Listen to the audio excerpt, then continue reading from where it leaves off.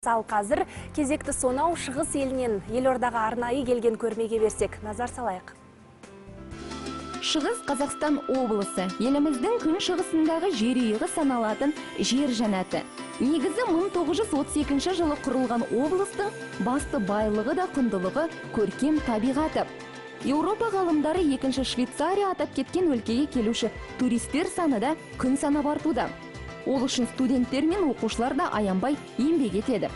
Жуырда ғана Еуразия ұлттық университеті қабырғасында құрылған туризм және география ғылымдарын зерттеу институты Біріккен ұлттар ұйымының даму бағдарламасымен бірлесе арнайы фотокөрме ұйымдастырды. Көрмеде шырайлы шығыстың сырын шертер әсем табиғаты, өзен көлі мен таулары әдемі көрініс тапқан.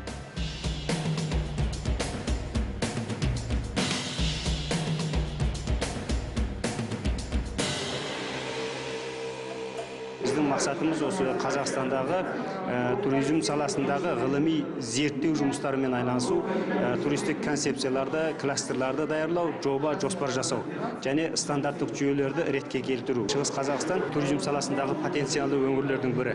Әсіресе мына Катонқарағай, Марқакөл сияқты ЮНЕСКО-ның проектісіне ұсынып отырған біздің ландшафттарымыз бар. Бұл енді бүтін дүние жүзіндегі әйгілі туристік базалар саналады. Бұны алдағы жерде біз осы жұмыстардың қолға аламыз, ары қарай дамытамыз. Бұны дүниеге таныту жөнінде біз мүмкіндіктерді қарастырып жатырмыз. Болашақ туризм саласының мамандары жыл сайын арнайы экспедицияға шығуды да қалыпты үрдіске айналдырған.